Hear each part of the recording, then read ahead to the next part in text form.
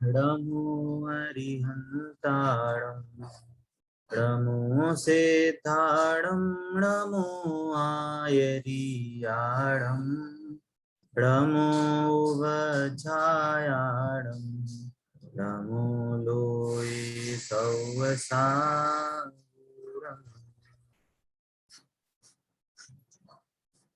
अभी हम जो पाठ पढ़ने जा रहे हैं उसका नाम है दिनचर्या। और इससे पहले हमने जो हमारा पाठ कंप्लीट हुआ है स्वपर भेद विज्ञान, वो भी बहुत अच्छा चैप्टर था, बहुत समझने लायक था। आशा है आप सबको वो चैप्टर समझ में आया होगा। अगर उस चैप्टर से रिलेटेड अगर कोई प्रश्न हो, कोई डाउट हो तो आप पूछ सकते हैं, और फिर नहीं है तो फिर हम अपनी क्लास शुरू करेंगे। ठीक है। उससे पहले एक नोटिस ये है कि एक इंफॉर्मेशन ये है कि पिछले हफ्ते वैसे एग्जाम असाइनमेंट देना था, असाइनमेंट 2 वो थोड़ा डिले हो गया है। आज मैं आपको असाइनमेंट दे दूंगा और वो हमको डेडलाइन थोड़ी सेट करनी है कि आप सभी लोग एक वीक के अंदर वो सारा आंसर दे दें उस चीज में। और दूसरी बात यह है कि हमारे जो इस क्लास का जो फाइनल एग्जाम है वो 10 लक्षण से पहले जो भी वीकेंड रहेगा उसके क्लास के टाइम में ही रहेगा। वो हम आपको 1-2 दिन पहले वो बता देंगे। तो अगर किसी का कोई प्रश्न है या किसी को कोई और किसी विषय में अगर जानना है तो हम वो एक डाउट सेशन भी रखेंगे उससे रिलेटेड। तो अपने पास भी अभी है, काफी समय है, तो हम अच्छे से उस चीज को समझते हुए चलेंगे। और हम ये चाहते हैं कि 10 लक्षण में भी आप अपने साधना, आप अपना धार्मिक कार्य, धार्मिक गतिविधियों से जुड़े, मंदिर की गतिविधियों से जुड़े। इसलिए अभी ये जो क्लासेस भी चल रही हैं तो इससे हम आपको निवृत्त करके ही आगे बढ़ने का आपको प्रोत्साहन करते हैं। परंतु अगर आप चाहते हैं, जुड़े रहना चाहते हैं, तो विभिन्न जगहों से, विभिन्न संस्थाओं और लोगों के द्वारा ये शिविर लगाए जाएंगे। 10 लक्षण में प्रवचन क्लासेस की गतिविधि चालू रहेगी। तो अगर किसी को उनसे जुड़ना है तो वो इंफॉर्मेशन भी हम आपसे शेयर कर देंगे। ठीक है, चलिए। अभी तक किसी को कोई प्रश्न है कल के चैप्टर में जो हमने सारी चर्चा करी है उससे अगर किसी का कोई प्रश्न है तो पूछ सकते हैं।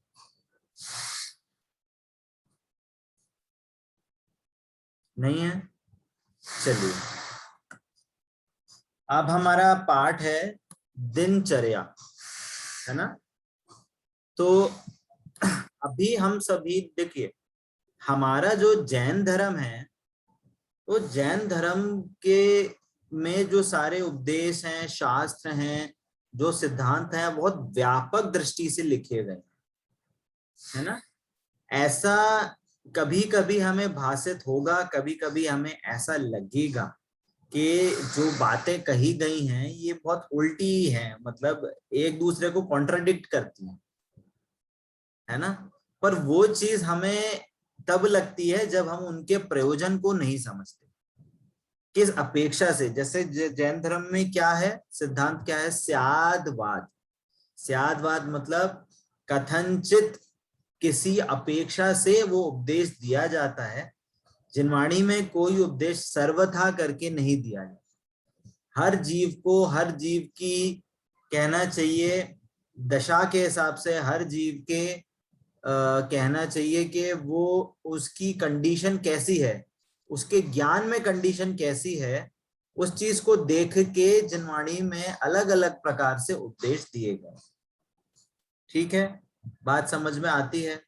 जैसे आप सभी को पता होगा कि जिनवाणी में हमारे महापुरुषों की जीवन चरित्र, उनका कैसा आचरण रहा है, हमारे महापुरुषों ने कैसे जीवन जिया है, उसका हमारे जिनवाणी में पूरा कथन है।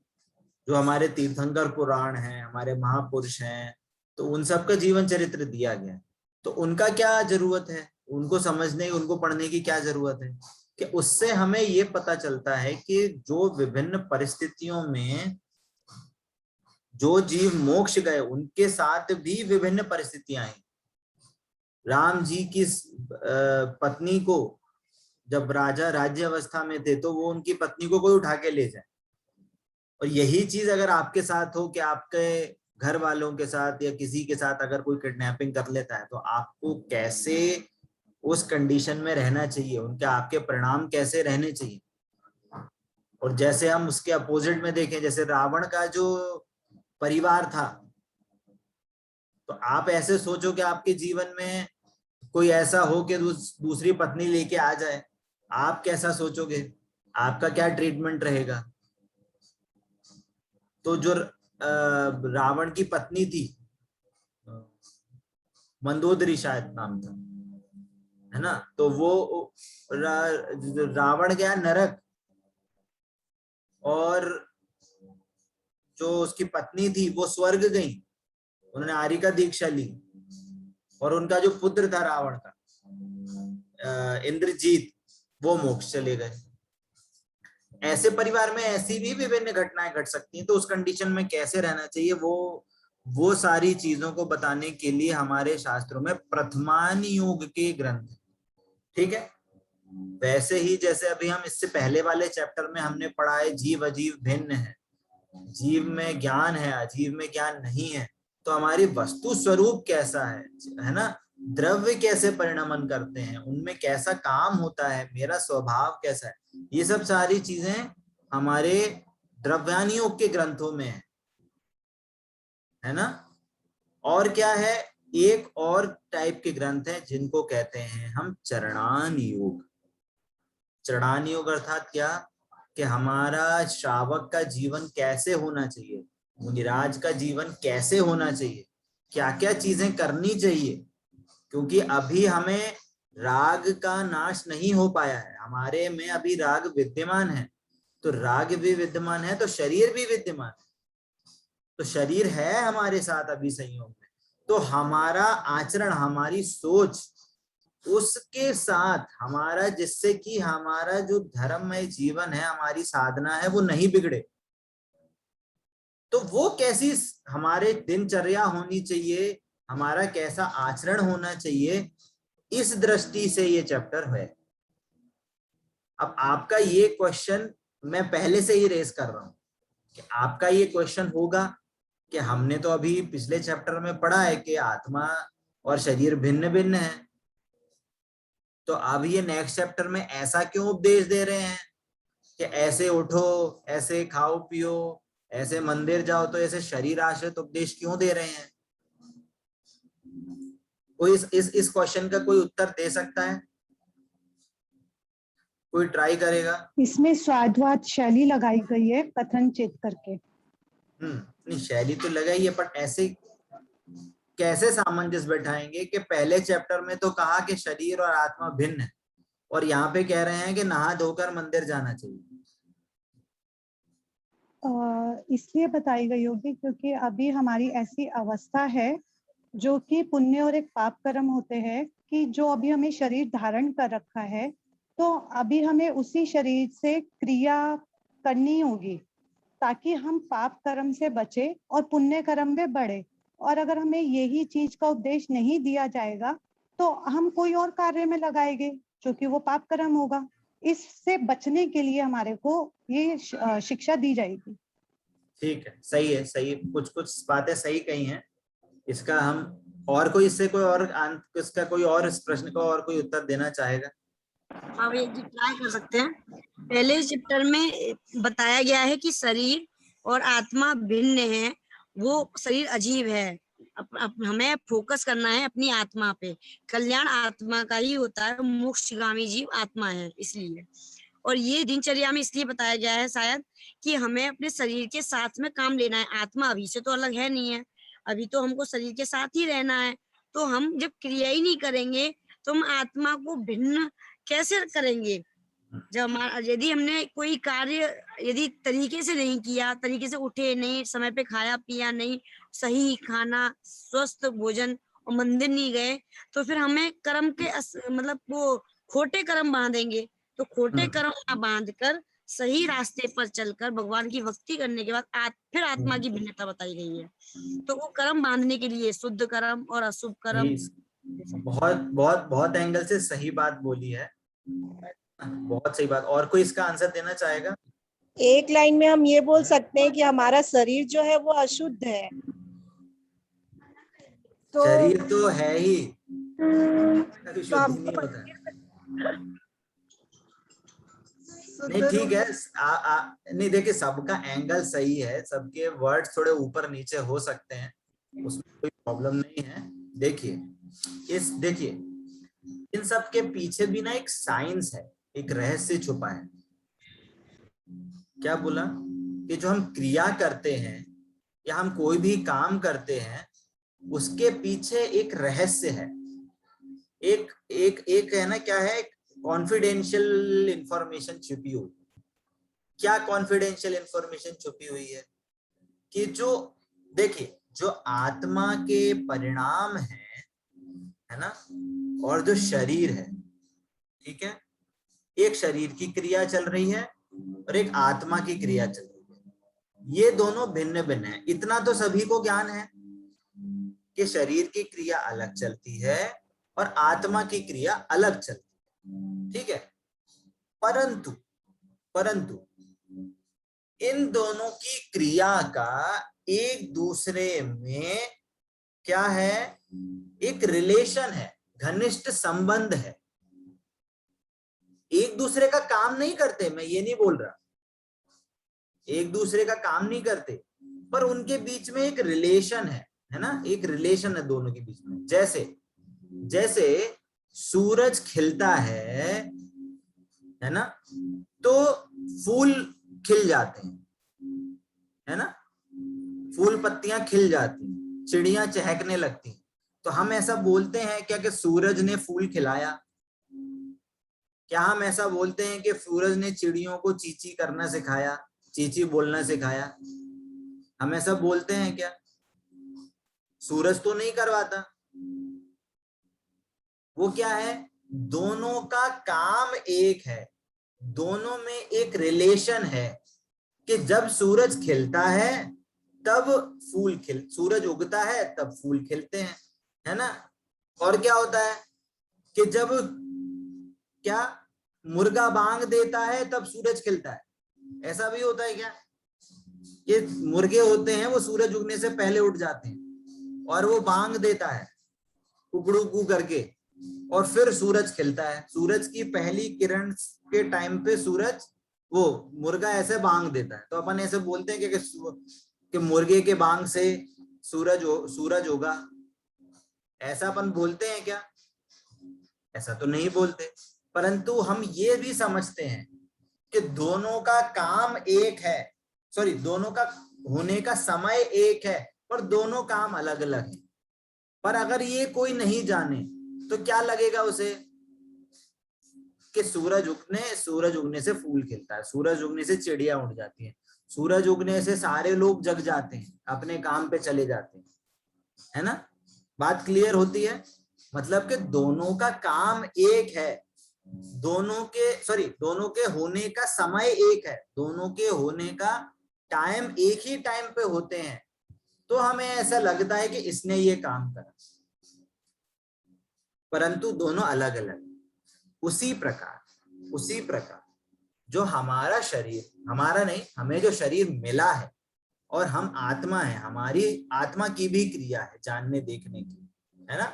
और हमारी क्रिया एक और क्या है कि हमें राग द्वेष परिणाम अभी होते हैं, अभी हम संसार में हैं तो हमें राग द्वेष परिणाम होते हैं।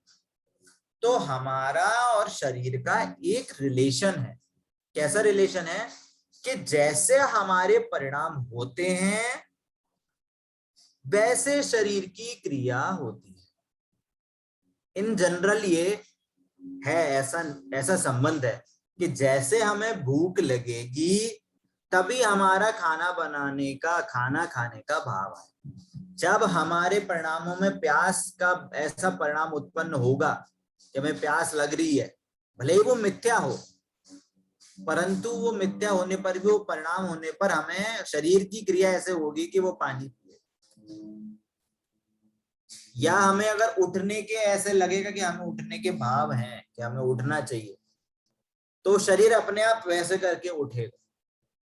वो आपके भाव हैं कि आज क्या करें, आज पूड़ी बनाते हैं, तो आपको शरीर की क्या होगी, पूड़ी बनाने की क्रिया होगी। आपके क्या भाव होते हैं कि कुछ लिखना है, तो शरीर वैसे क्रिया करता है। और इसका उल्टा, कि शरीर की क्रिया जैसे होती है वैसे जीव के परिणाम होते हैं। कैसा होगा इसका रिलेशन, कि जैसे भूख लगना जो होता है ना, तो भूख लगना वैसे वास्तव में देखा जाए वो शरीर में जो स्टमक में जो कॉन्ट्रैक्शन रिलैक्सेशन होता है वो शरीर में होता है, और फिर उसके कारण जीव को ऐसा लगता है कि मेरे को भूख लगी। गला सूख जाता है तो जीव को कैसा लगता है कि मेरे को प्यास लग रही। बात समझ में आती है? तो ऐसा क्या कहना का मतलब है कि दोनों में एक रिलेशन है, आत्मा के परिणामों में और शरीर की क्रिया में एक रिलेशन है। तो कहने का मतलब क्या है कि जैसी क्रिया होती है वैसे परिणाम होते हैं, जैसे परिणाम होते हैं वैसी क्रिया होती है। ठीक है, इतनी बात क्लियर होती है सभी को? समझ है? हाँ, मधु जी कुछ पूछना चाह रही हैं, बताइए। जी भैया जी, जय जिनी। मैं ये पूछ रही थी, जैसे किसी का स्वभाव क्रोधी होता है या किसी का स्वभाव शांत होता है या कोई चिड़चिड़ा होता है, तो ये आत्मा का स्वभाव होता है या शरीर का? देखिए, चिड़चिड़ा होना, ये सब होना, ये क्या है? शरीर जो मुर्दा है, क्या वो ऐसा रिलेशन रख सकता है, ऐसा परिणाम रख सकता है? आप सिंपली सोचो, मुर्दे में तो ऐसे भाव नहीं होते ना। तो वो क्या हुए, वो जीव के परिणाम है, वो जीव के परिणाम है। उनकी ऐसी योग्यता है कि कोई ज्यादा कशाई होगा, बहुत हर चीज में गुस्सा करेगा, हर चीज में टोकेगा। ये जीव के परिणाम है, स्वयं के।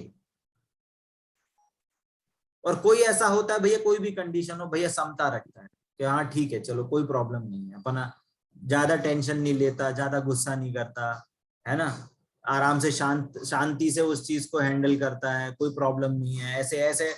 ऐसे भी जीव होते हैं। तो वो उनकी, कहना चाहिए उनके परिणामों की स्वयं की ऐसी योग्यता है कि वो जीव में, उनके परिणामों में ऐसे भाव होते हैं, तो स्वयं के ऐसे परिणाम होते हैं। तो इससे पता है ये चीजें दिखती हैं। मैंने बोला ना, जैसे आपके परिणाम होते हैं वैसे शरीर की क्रिया होती है, और जैसे शरीर की क्रिया होता है वैसे परिणाम भी अंदर में होते हैं इन जनरल, है ना। तो इससे हमें पता क्या चलता है, इससे हमें पता चलता है कि शरीर की क्रिया हो रही है तो उसमें जीव के भाव किस प्रकार से जुड़ रहे हैं। तो उस जीव के परिणामों की, कहना चाहिए तारतम्यता मतलब इंटेंसिटी, क्वालिटी, वो क्वालिटी पता चलती है कि किस टाइप के उसके भाव होते हैं। बात क्लियर होती है? जैसे उन्होंने बोला कि हर कोई आदमी फुटेगा, अरे तुमने ऐसे रख दिया, ये पेन ऐसे रखा है, ऐसे रखो, ये यहाँ पे ये रखिए, बुक्स हटाओ, ये साफ करो, ये इतना गंदा हो गया, अरे ऐसे, अरे वैसे। तो टेंशन ज्यादा है, उस जीव को ऐसा लगेगा टेंशन ज्यादा है, वो टोक रहा है, अरे तुम ऐसा नहीं करो, तुमने ऐसा कर दिया, अरे अरे अरे ऐसे क्या कर दी। तो और एक क्या है, अरे कोई नहीं, गंदी हो गई, साफ कर देंगे, अरे दूध फैला, ठीक है चलो, तुम्हें तो चोट नहीं लगी, तुम्हें तो कुछ नहीं हुआ, चलो कोई नहीं, दूध ही फैला है, साफ हो जाएगा। एक ऐसे भी जीव होते हैं। तो वो क्या है, वो उनकी परिणामों में, कहना चाहिए इंटेंसिटी दिख रही है। बात क्लियर होती है? तो अब हम इस इंफॉर्मेशन से क्या समझना चाहते हैं कि जो शरीर की क्रिया होती है उसका जीव के परिणामों से रिलेशन बैठने से उसकी क्वालिटी डिफाइन हो जाती है, उससे समझ में आता है कि जीव के परिणाम कैसे। ठीक है, ये पता चला ना। तो अब क्या होगा, अब ये होगा कि जिनवाणी में जो ऐसे उपदेश दिए गए हैं कि जो इस चैप्टर में आएंगे कि ऐसे उठो, ऐसे काम करो, है ना, सुबह मंदिर जाओ, या दूसरे भी कोई उपदेश देते हैं, तो उसका औचित्य क्या है, उसका क्या लॉजिक क्या है उसके पीछे। उसका पीछे लॉजिक ये है कि शरीर की क्रिया होती है तो वो परिणाम वहां जुड़ेंगे। आप धर्म मंदिर जाओगे तो आपके परिणाम मंदिर की धार्मिक क्रिया में जुड़ेंगे, और वो धार्मिक क्रिया में जुड़ेंगे तो आपको पुण्य बंध होगा। और आप घर की क्रिया में लगे रहोगे, इधर उधर घूमोगे, तो आपको फिर उस टाइप के परिणाम होंगे, वो पाप परिणाम कहलाएंगे। तो जो उपदेश, देखो वही बोल रहा हूं, उपदेश परिणामों को डायरेक्ट नहीं दिया जाता, उपदेश दिया जाता है क्रिया से, क्योंकि अभी हमारे पास शरीर है। जैसे कामिनी जी ने भी बोला और अमिता जी ने भी बोला, है ना, धर्मिष्ठा जी ने भी बोला, क्या बोला कि हमारे पास अभी शरीर है तो हम शरीर के बिना तो नहीं रह सकते, और हमें धर्म करना है तो उपदेश हमें धर्म से ही कहा जाएगा कि आप जाओ, विधान करो, स्वाध्याय करो, व्रत करो, नियम करो, अभक्ष आदि का त्याग करो। तो वो उसका मीनिंग क्या है कि आपके परिणामों में निर्मलता आए, आपके परिणामों में शांतता आए, क्योंकि शरीर का आपके थॉट्स से रिलेशन है और आपके थॉट्स का भी वापस क्रिया से रिलेशन है। आप अगर क्रिया अच्छी करेंगे तो आपके परिणामों में ऑटोमेटिक शांतता आएगी। पर ऐसा नहीं समझना कि शरीर की क्रिया से वो हो रहे हैं। कहा, जैसे कहा था ना कि सूरज उगता है तो फूल खिलते हैं, वो एक समय है दोनों का, परंतु वो एक दूसरे को नहीं करते, बस एक रिलेशन है उन दोनों के बीच में, एक समय में होते हैं। वैसे ही शरीर की क्रिया होती है तो परिणाम वहां लगे बिना नहीं रहते।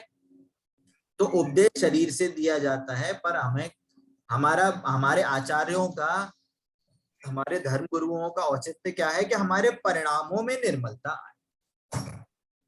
ये है मीनिंग यहाँ पे, इस चैप्टर का मीनिंग ये है कि आपके परिणामों में निर्मलता आएगी, आपको पुण्य बंध होगा, आपको आपके में जो धर्म साधना करने के परिणाम है वो जल्दी जल्दी उत्पन्न होंगे, धर्म करने के भाव जल्दी जल्दी उत्पन्न होंगे, तो उसको मोक्ष मार्ग में आगे बढ़ने के चांसेस ज्यादा, वो बढ़ेगा, ये नहीं है गारंटी, पर वो धर्म में आगे बढ़ सकता है। धर्म के संयोग में, देवशास्त्र गुरु के संयोग में उसको चीजें मिलेंगी, तो उसके पास ऑप्शन है कि वो आगे जल्दी बढ़ेगा, मोक्ष मार्ग में आगे जल्दी बढ़ेगा।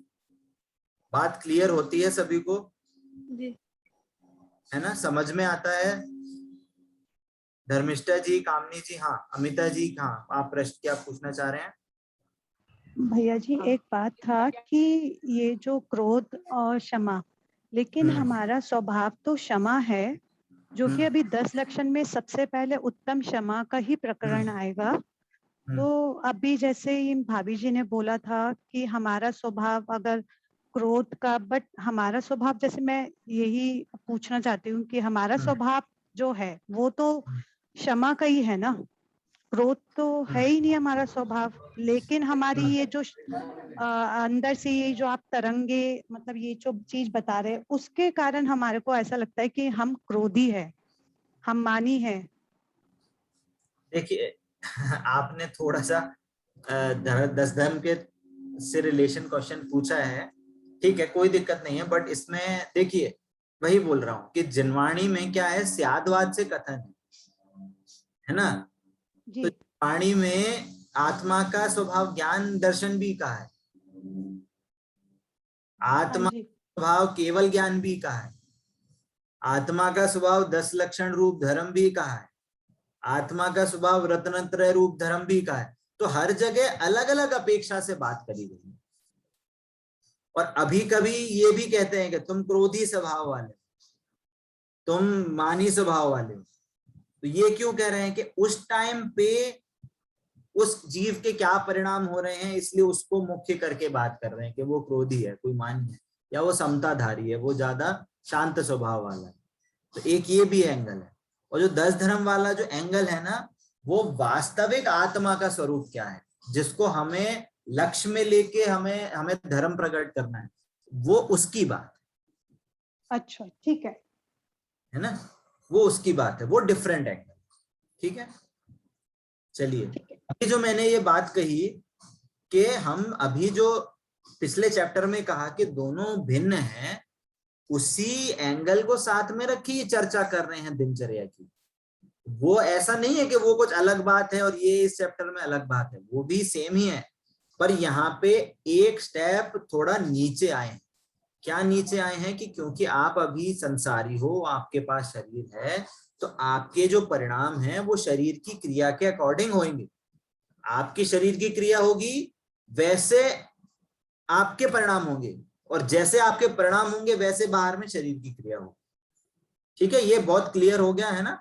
तो अब जो हम चैप्टर पढ़ने वाले हैं हम इसी एंगल से पढ़ेंगे कि क्योंकि हमें हमारे शरीर की क्रिया से हमारे परिणाम रिलेटेड है, तो हमारे को जब शरीर की रिलेशन से उपदेश दिया जाएगा तो उसका मीनिंग है कि आपके परिणामों में निर्मलता आए, आपके परिणामों में विशुद्धता आए, जिससे आपको पुण्यबंध हो और पुण्यबंध से आपको देवशास्त्र गुरु का समागम बने, आप में अनुकूलता रहे, जिससे आप धर्म वृद्धि और जल्दी कर सको, वो चांसेस बने रहे। ठीक है, इतना समझ में आता है। चलिए आगे बढ़ते हैं कि पाठ नंबर 6 दिनचर्या। वर्णमाला अ से प्रारंभ होती है। सबके प्रारंभ में आने वाला अनुशासन की महिमा बताता। अनुशासन यह होनहार जीवों की जीवन पथ का प्रथम चरण है। अनुशासन का क्षेत्र व्यापक है, जैसे स्कूल का अनुशासन, नौकरी का अनुशासन आदि, पर यहाँ स्वस्थ शरीर तथा सशक्त विचार पद्धति के कारणभूत, क्या आप देखिए वापस बोल रहा हूं, जो हमने अभी चर्चा करी वो वापस आ रही है कि स्वस्थ शरीर तथा सशक्त विचार पद्धति के कारणभूत दिनचर्या के अनुशासन को आत्मसात कराने का प्रयास किया जा रहा है। देखिए वापस वही बात हो गई। यदि आपका शरीर स्वस्थ है, और शरीर स्वस्थ है तो आपकी विचारधारा भी, आपकी विचार थॉट प्रोसेस भी आपकी क्या होगी, सशक्त होगी, आप अच्छे से सोच पाओगे, आपके परिणाम सही तरीके से होंगे। तो उसके कारणभूत क्या है कि दिनचर्या, अनुशासित दिनचर्या। तो इवेंचुअली वो किस पे आपको डाइवर्ट कर रहे हैं कि आपके अनुशासन से, आपके दिनचर्या से आपका शरीर स्वस्थ रहेगा और आपकी विचारधारा भी स्वस्थ रहेगी, जिससे आप धर्म कार्यों में, मंदिर आदि के कार्यों में, देवशास्त्र गुरु की सेवा के कार्यों में आप बहुत उत्साहित होके वो काम कर पाए। तो आपके परिणामों को अनुशासित करने का प्रयोजन, शरीर की क्रिया को अनुशासित करने का प्रयोजन नहीं है। प्रयोजन हमें अपने परिणामों को अनुशासित करना है। जो हमारे परिणाम भटक जाते हैं, घर में रहते हैं, अरे चलो ये खा ले, अरे वो खा ले, अरे टीवी देख लें, अब ये देख लें, अब इनसे बात करें, तो ये क्या है, हमारे परिणाम अभी अनुशासित नहीं है। जैसे स्कूल में बच्चा क्या रहता है, अनुशासित नहीं होता, अरे कब खा रहे हैं, कब उठ रहे हैं, होमवर्क कर रहे हैं, नहीं कर रहे हैं, स्कूल जा रहे हैं, ड्रेस कैसे भी पहन रहे हैं, तो हम उसको क्या सिखाते हैं कि ड्रेस कोड सही से रखिए, प्रॉपर कॉपी बनाइए, प्रॉपर होमवर्क करिए, प्रॉपर टाइम से खाना खाइए। तो ये सारे अनुशासन सिखाते हैं। तो हमें उसको सिखाना क्या है, हमें क्या स्कूल में पूरी जिंदगी भर स्कूल में ही रहना सिखाना है क्या? नहीं, कि जब वो बड़ा होता है, बच्चा जब बड़ा होता है तो उसकी थॉट प्रोसेस के एक अनुशासित थॉट प्रोसेस बने कि कब काम को, किस काम को कब करना है, तो उसके जीवन में एक अनुशासन आए, तो उसके परिणाम अनुशासित हो। तो ये सारी चीजें सिखाई जाती हैं, वैसे ही यहाँ पे सिखाई जा रही वाली हैं आगे। हाँ कामिनी जी। भैया जी, आपको कहने का मतलब ये है कि अभी हम ये सीखें कि अपना एटमॉस्फेयर अनुशासन में रखें, लिमिटेशन में रखें, फिर उससे हमारे पॉजिटिव थिंकिंग, मतलब जो हमारे विचार आएंगे वो पॉजिटिव ही आए। हाँ, जैसे बच्चों को जब अनुशासित करते हैं तो अनुशासित तो बाहर से करते हैं, ऐसा ड्रेस कोड, ऐसी क्रिया, टाइम पे उठना, टाइम से खाना खाना, तो हमें पर एम क्या होता है कि वो एक अच्छा इंसान बने, एक अच्छा क्या हो, अच्छी विचारधारा हो, उसकी सारे काम की जिम्मेदारी अच्छे से करे। ये हमारा एंगल रहता है कि नहीं रहता? तो हमें क्रिया कराने का औचित्य नहीं है, हमारे में उसको परिणामों को अनुशासित करना है। वैसे ही यहाँ पे क्या कह रहे हैं कि स्वस्थ जीवन और सशक्त विचार पद्धति की कारणभूत, तो हमें वो विचारधारा हमें सही करनी है, तो हम अपनी दिनचर्या को अनुशासित करेंगे, क्योंकि शरीर और परिणामों में क्या है, एक घनिष्ठ रिलेशन है कि दोनों एक समय में होते हैं। पुराने चैप्टर में जो पढ़ा कि वो भिन्न भिन्न है, परंतु जो उनकी क्रिया है वो एक समय में होती है, रिलेशन है उन दोनों में ऐसा। तो हम शरीर की क्रिया से बात करके आपके परिणामों को अनुशासित कर रहे हैं, उनको विशुद्ध करने के लिए, एक निर्मलता बढ़ाने के लिए उपदेश ऐसी बातें यहाँ पे करेंगे। बात क्लियर होती है? ठीक है, चलिए अभी तक किसी का कोई प्रश्न और? ठीक है, चलिए। सुबह उठने से लेकर रात्रि में सोने तक जिन कार्यों को नियत समय पर करने से हमारा जीवन अनुशासित, स्वस्थ, निराकुल तथा सुखी हो सकता है, उसे दिनचर्या कहते हैं। देखिए बहुत बहुत समझने वाली बात है कि सुबह उठने से पहले, सॉरी उठने के बाद सोने से तक, है ना, जिन कार्यों को नियत समय पर करने से हमारा जीवन अनुशासित होता है, जो काम जिस टाइम पे होना चाहिए उसको उस रूप से करने से हमारा जीवन अनुशासित होता है। और उससे क्या होगा कि हमारा शरीर भी स्वस्थ रहेगा, हमारे परिणाम निराकुल रहेंगे और हम सुखी रहेंगे। 3 बात दोनों। देखो जिनवाणी में बहुत बहुत बहुत कहना चाहिए, ब्रॉड माइंडेड लोग अगर हो तो बहुत जल्दी समझते हैं, और ये उपदेश हमें बहुत ब्रॉड माइंडेड बनाता है, हमारे जीवन जीने की कला को पूरी तरह से बदल के रख सकता है, और हमारे जीवन में इतनी शांतता आ सकती है कि जिसका कोई पार नहीं। क्या बोल रहे हैं कि जो काम जिस टाइम पे हो, अगर वो उसी टाइम पे होंगे तो आप निराकुल रहोगे, सुखी रहोगे और स्वस्थ रहोगे। जैसे बहुत से लोग क्या करते हैं, सुबह उठे चाय पी ली, सुबह उठे कॉफी पी ली, ना कोई ब्रश करना है या कुछ ऐसे कार्य करने हैं जो मन में आ रहा है, फिर आराम से नाश्ता कर रहे हैं, फिर नहा धो रहे हैं। ये क्रिया कभी सही नहीं है जीवन के लिए। आप अगर अपने हमारे जो बहुत से डॉक्टर्स हैं या कोई भी हैं, सभी लोग ये बोलते हैं, जो डाइटिशियंस वगैरह हैं, कि सभी सुबह उठ के सबसे पहले कभी भी अन्न नहीं लेना चाहिए, हमेशा जूस लेना चाहिए। पर ये कभी ऐसे नहीं कि सुबह उठे और जूस ले लिया। आपको अपनी बॉडी को कहना चाहिए भी क्या है, वो साइंस जैसे कहती है कि ये बॉडी क्या है, मशीन है। आप सीधे किसी गाड़ी को 4th गियर में डालोगे तो खराब हो जाएगी। पहले क्या है, 1st गियर, फिर 2nd गियर, 3rd गियर। आप सुबह उठ के अपने नियमित कार्य करें, मंदिर जाएं, अपनी थॉट प्रोसेस को क्या है, विचारधारा को एकदम सम्यक रूप में विशुद्ध लेके आए, जिससे कि आपका पूरा जीवन उसी रूप में जाएगा। जो भी सारे बिजनेसमैन होते हैं या जो भी ऐसे बड़े बड़े लोग होते हैं, वो क्या बोलते हैं, सुबह उठ के आप अपने दिन के बारे में सोचें कि कैसे आगे सारे आपकी मीटिंग्स होंगी, कैसा जाएगा। तो वो माइंड मेकअप पहले से चाहिए। हाँ मधु जी क्या पूछ रही हैं? एक आपकी आवाज नहीं आ रही।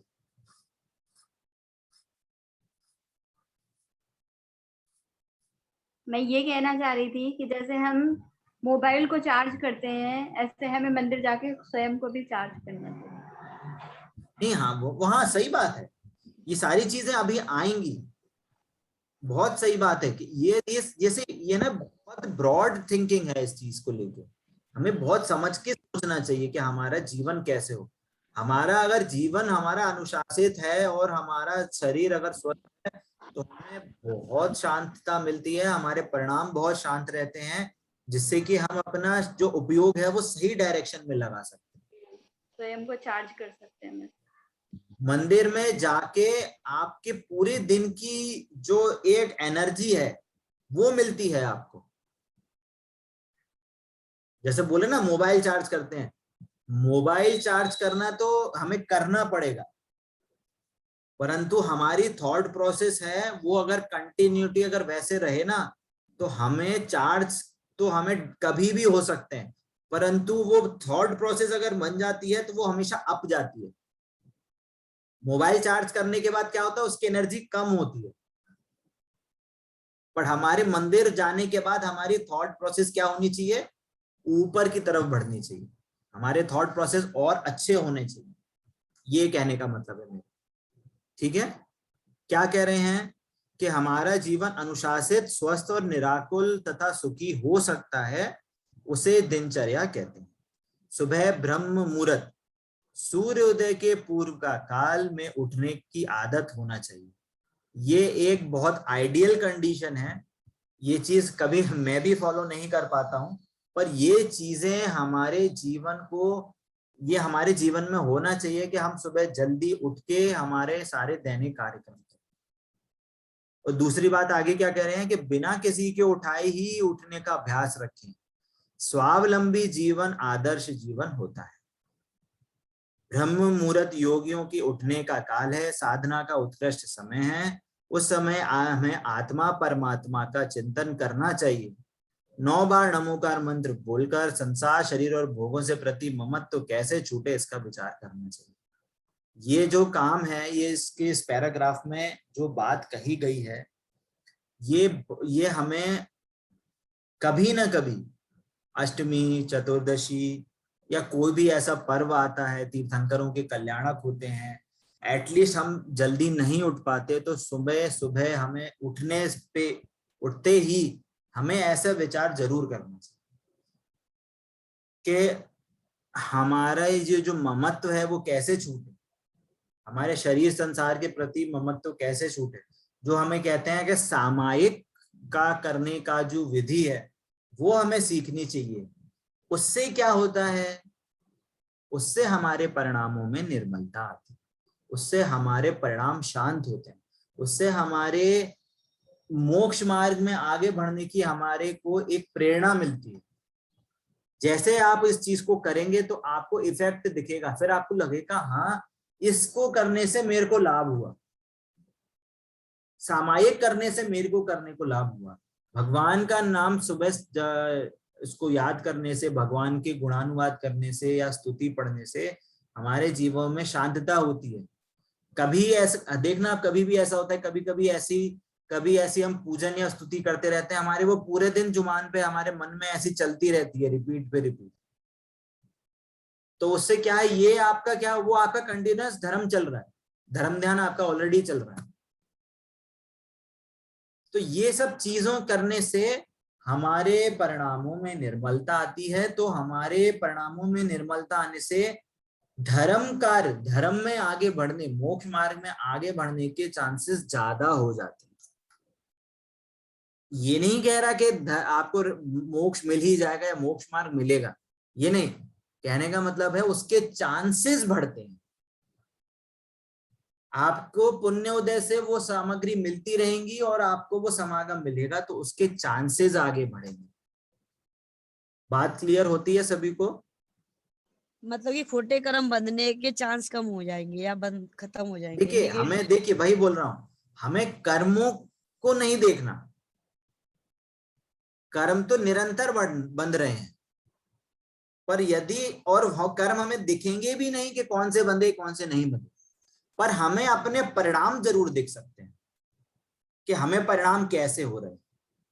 तो यदि हम अपने परिणामों के माप को देख सकते हैं कि हमारे परिणाम किस टाइप के हो रहे हैं पूरे दिन भर में, तो हमें इस चीज का अंदाजा हो सकता है कि हम आगे हमारा क्या भविष्य हो सकता है, हम अपने जीवन में कैसे आगे निर्मलता ला सकते हैं। उस चीजों का ज्ञान कराने के लिए, उस चीज का कहना चाहिए अनुशासित करने के लिए ये उपदेश है कि आप सुबह उठें, भगवान का नाम लें, सामायिक करें, इस चीज को समझें कि भोगों की, इन सब की प्रवृत्ति को कैसे कम हो सकती है, उसकी डिपेंडेंस कम हो। कह रहे ना कि स्वावलंबन जीवन ही आदर्श जीवन है। तो इस टाइप की हमारे थॉट प्रोसेस में वो चीज बारंबार वो एक रिपीटिशन होना चाहिए। तो वो अपने आप हमारे को एक आदर्श जीवन कहलाएगा, हमारे को एक क्या कहलाएगा कि हमारे को धर्म मार्ग में आगे बढ़ने का चांस हमें बढ़े। ये कहने का यहाँ पे मीनिंग है। बात क्लियर होती है सभी को, है ना? आगे देखते हैं। सूर्योदय होने के पश्चात शौच आदि से निवृत्त होकर थोड़ा व्यायाम करके स्नान करना चाहिए। देखिए ये भी बहुत देखिए मतलब कितना ऐसा है कि हमारे जीवन में व्यायाम भी जरूरी है। आप व्यायाम नहीं करेंगे तो उस चीज से आपका जो शरीर है वो स्वस्थ नहीं रहेगा, तो आप में प्रमाद रहेगा। वो सब चीजें अगर आप मेरे जीवन में होंगी तो प्रमाद रहे तो क्या आप जल्दी वो काम कर सकेंगे। क्या कह रहे हैं कि फिर स्नान करना चाहिए, फिर साफ धुले वस्त्र पहनकर मंदिर जी भगवान के दर्शनों के लिए जाना चाहिए। दर्शन पूजन से निवृत्त होकर घर आना चाहिए। मंदिर की सफाई वैया व्रत का निरंतर ध्यान रखें। तो ये हमारे जीवन में एक कहना चाहिए कि इस चीजों से हमें बहुत बहुत बहुत पुण्योदय होता है और बहुत हमारे को जरूरी है कि सुबह सुबह होके हम मंदिर जरूर जाएं।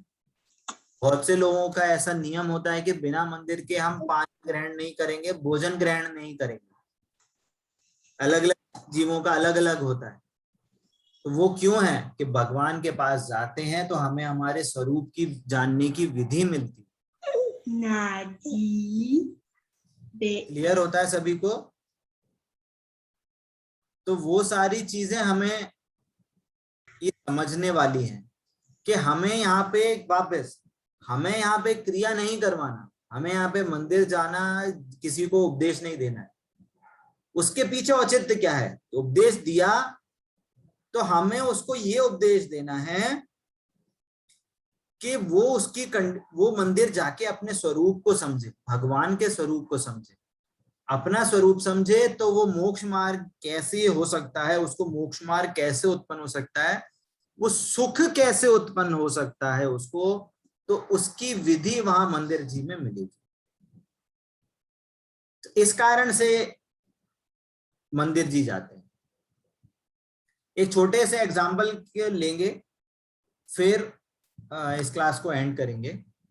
जैसे मान लीजिए किसी को बुखार आता है या किसी को कोई बीमारी है ना, जैसे मान लीजिए सर दर्द हो रहा है, तो आपके कोई भी रिलेशन में है या भाई है, कोई भी है, तो उसने बोला कि मेरे को बहुत सर दर्द, तो आप क्या बोलेगे कि ऐसा करो, ये वाले हॉस्पिटल जाओ और हॉस्पिटल में दिखा लो। हॉस्पिटल जाओ, हॉस्पिटल में सर दर्द दिखा लो। तो वो क्या करे, हॉस्पिटल में सामने खड़े हो जाए और चौकीदार को बोल दे मेरे को सर दर्द हो रहा है और आ जाए। तो बताओ सर दर्द दूर होगा क्या? आजकल सभी लोग के वीडियो ऑफ रहते हैं, मेरे को पता नहीं चलता कौन कितने लोग क्लास अटेंड कर रहे हैं, ये क्लास में सुन रहे हैं। क्या पूछा मैंने कि वो हॉस्पिटल के सामने जाए और चौकीदार से बोल दे मेरे को बहुत सर दर्द हो रहा है ना, मेरे को बहुत दिक्कत हो रही है, और ये बोल के आ जाए। या अंदर चले जाए और जो रिसेप्शन में जो लोग बैठे हैं उनको बोल के आ जाए, तो उसका सर दर्द दूर होगा? नहीं भैया जी, सही जगह पे। अब मैं तो बोल रहा हूँ चलो डॉक्टर को भी बता के आ जाए कि डॉक्टर मेरा सर दर्द हो रहा है, और बता के सिर्फ आ जाए और कुछ नहीं करे, तो सर दर्द दूर होगा क्या? डॉक्टर के बताए हुए बात माननी पड़ेगी, मेडिसिन लेनी पड़ेगी, उसके बाद ही होगा। ऐसा क्या है इसका स्टेप? मंदिर जाए, मंदिर में डॉक्टर को बताए, पूरे अपने रोग बताए, और जो उन्होंने देखो तीनों चीजें होती हैं, औषधि बताएंगे वो, कुपथ्य जो गलत चीजें खा रहे हो पी रहे हो, आपकी जो एक्टिविटी हो रही है उसको छुड़वाएंगे, और जो सही एक्टिविटी करनी चाहिए वो भी बताएंगे। 3 चीजें बताता है डॉक्टर। क्या क्या? दवाई, कुपथ्य जो गलत काम हो रहे हैं वो उसको दूर करने का उपदेश देगा, और जो सही काम करने चाहिए उसके बदले, ये 3 चीजें बताता है। तब जाके घर में आके कब दवाई लेनी है, किस टाइम पे लेनी है, कैसे लेनी है, खाने से पहले लेनी है, बाद में लेनी है, सुबह उठ के लेनी है, सुबह सोने से पहले लेनी है, ये सारी चीजें बताते हैं। ऐसे खाना चाहिए, इस खाने में ये नहीं लेना, नींबूली नहीं लेना, बाजार का नहीं खाना, तला चिकना नहीं खाना, वगैरह वगैरह। ठीक है, हम मंदिर जाते हैं, या किसी ने बोला कि भैया मेरे को तो आजकल बहुत टेंशन होने लगी है, मैं क्या करूं, तो किसी ने क्या बोला कि जाओ मंदिर होके आओ, तो गए अपन मंदिर होके आए और ओमकार मंत्र पढ़ के आ गए,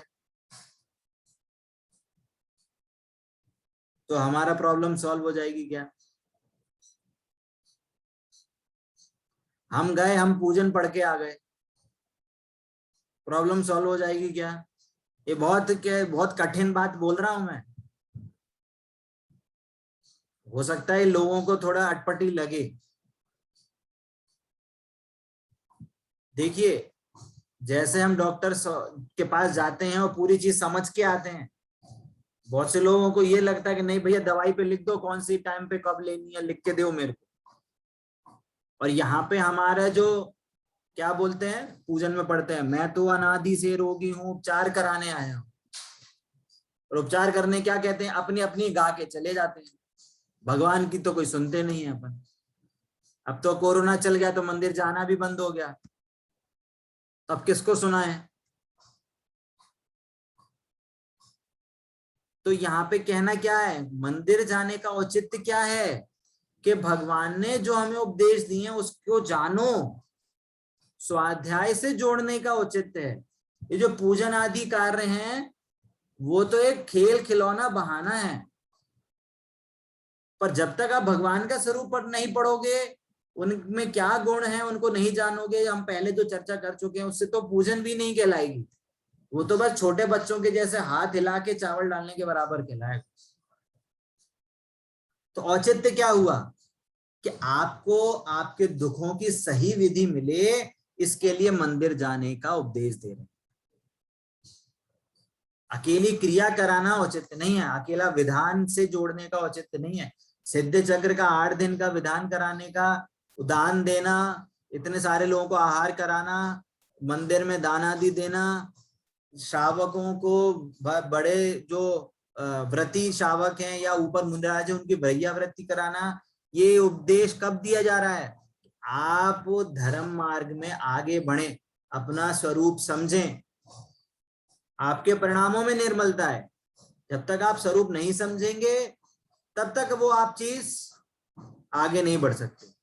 तो जैसे डॉक्टर क्या बोल रहा था, औषधि देते हैं, तो औषधि क्या है? यहाँ पे औषधि है कि आप स्वाध्याय से अपना वस्तु स्वरूप समझें। ये औषधि भेद विज्ञान रत्नत्रय औषधि है, आपके दुखों की औषधि ये है। तब औषधि का सेवन कैसे करेंगे कि स्वाध्याय करके उसका सेवन हो। कुपथ्य का त्याग, कि गलत कार्यों का त्याग, तो गलत कार्यों का त्याग क्या है? अभक्ष आदि का त्याग, गलत संगति का त्याग, मंदिर आए मंदिर कार्यों में लगे, ये सुपथ्य का सेवन हुआ। घर में अभक्ष आदि का हटा के जो सही चीजें उनको सेवन करें, जो आपको अनिष्टकारी है उसका सेवन ना करें, सही चीजों का सेवन करें। घर में जिनवाणी रखें, घर में धर्म चर्चा करें, घर में बैठ के अगर हो सके तो पाठ करें, सामायिक करें, ये सुपथ्य सेवन है। और ऐसे ही पाप कार्यों से दूर जाएं, पाप कार्यों से हटें, ये कुपथ्य का त्याग हुआ। और औषधि क्या कि स्वाध्याय भेद। तो हम उसी की ही चर्चा करने के लिए आज यहाँ पे बैठे। तो क्या बोल रहे हैं कि फिर साफ धुले वस्त्र पहनकर मंदिर जी भगवान के दर्शनों को ले जाना, के दर्शनों के लिए जाना चाहिए। तो मंदिरों में ले जाने का, मंदिर में दर्शन करने का क्या औचित्य हुआ कि अपनी अपनी सुना के मत आओ, भगवान की भी सुन के आओ कि भगवान ने तुम्हें आत्मा बताया है, उसमें उपयोग लगाओ। जैसे हम डॉक्टर को जो चीजें बताता है तो रिकॉर्ड कर लेते हैं, नहीं भाई डॉक्टर लिख दो, पेपर में लिख दो कैसे क्या करना है, कितना ध्यान लगा के उसको सुनते हैं। पर भगवान जब मंदिर में प्रवचन चलते हैं तो हमें वहां पे बैठना चाहिए, भगवान की बातों को, शास्त्रों को सुनना चाहिए। बात क्लियर होती है? ये औचित्य है मंदिर जी जाने का। ये औचित्य है कि हमें धुले वस्त्र पहनकर मंदिर जाना चाहिए। ये औचित्य हुआ कि जो हमने दर्शन की विधि, देव दर्शन की विधि समझी थी, उसका औचित्य ये हुआ। बात क्लियर होती है? ठीक है, चलिए टाइम अपना हो गया है ना। इस पे अगर किसी को कोई प्रश्न है तो पूछिए, नहीं तो फिर इसकी चर्चा आगे करेंगे। हाँ भैया जी, मैं ये कहना चाह रही थी कि प्रवचन में तो सभी बैठते हैं, पर प्रवचन किस किस में बैठता है ये देखना चाहिए। हाँ, ये देखिए इसकी ना ये एक सभी को मैं क्या कहना चाहिए, एक सजेशन दूंगा कि आप क्लास में या कभी प्रवचन में बैठे तो जरूर से जरूर कॉपी पेन के साथ बैठो, जरूर से जरूर। क्योंकि एक बार हम अभी अकलंक निकलंक रूप नहीं है कि हमने एक बार सुन लिया तो हमें याद हो जाए। हर चीज अगर विजुअलाइज हम अगर पेपर से लिखते हैं, नोट्स बनाते हैं, तो हमें वो ज्यादा दिनों तक याद रहती है। और हम कभी समझ में आए कि अरे हमने वो चीज समझी थी, तो हम उसको रिकॉल करके वो पढ़ सकते हैं कि हमने क्या चीज लिखी थी। तो हमारे नोट्स हमारे अगर हमारे पास रहते हैं तो हमें वो जल्दी समझ में आते हैं, हम जल्दी रिकॉल कर सकते हैं, तो उससे हमें ज्यादा दिनों तक याद रहता है। उससे हम जल्दी निर्णय कर सकते हैं। उस हमें कहना चाहिए कि वो जो हमारे परिणामों में जो हमें समझ थी, तत्वों के प्रति जो हमारी समझ है, जो हमें उपदेश मिला था उस टाइम को रिकॉल करके हम उस जल्दी से समझने का प्रयास कर सकते हैं। तो हमें वो चांसेस बने रहते हैं कि हम मोक्ष मार्ग में आगे बढ़ सकें। बात क्लियर होती है? ठीक है, अभी और किसी को कोई प्रश्न है? चलिए अभी क्लास यहीं पे एंड करते हैं।